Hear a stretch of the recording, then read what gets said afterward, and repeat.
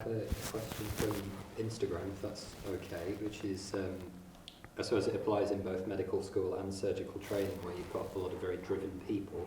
It says, how do you navigate a sea of competing leaders? Yeah.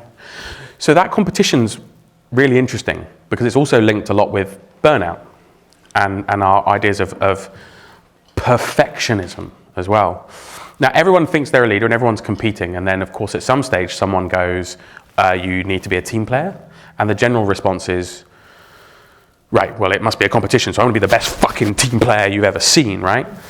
And actually, again, the best leaders, when you identify them or become one of them, hopefully, recognize their strengths and their weaknesses and get that diplomacy. There's stuff I'm really good at and there's stuff that I'm terrible at. And it is a bitter pill to swallow to admit that you're bad at something, and an even harder thing to go, you did it. I didn't want to be on TV anyway. It's fine. But actually what you find is it's massively empowering. And again, it is a wider cultural problem we have, is that we breed this competitive ethos into people, often from the age of 13 or 14. Right? You've got to get into the medical school. You've got to. I want to get better volunteering than you. I need to get better work experience. What do you mean that you spent 2 weeks with the GP? Right? I need to go find a special needs child to teach because I need more points.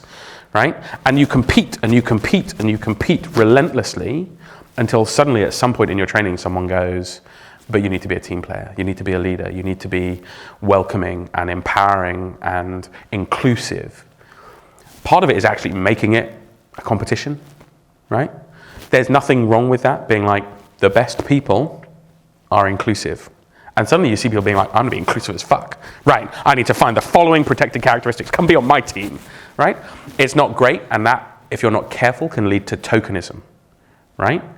Which is, and that kind of benign sexism and benign racism of like, well, to be fair, one of my best friends is Muslim, so actually I'm pretty diverse. Or actually I found a woman and I brought her up, oh God, right?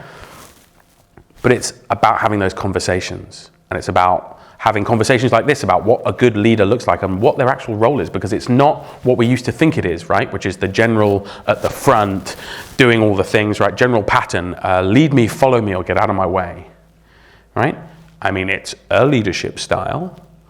And what we're realizing now is the much more effective ones, the ones that make better leaders, which means they make better teams, which means they save patients' and doctors' lives, actually the ones who are trying their best rather than competitive in terms of having all those good skills that we talk about.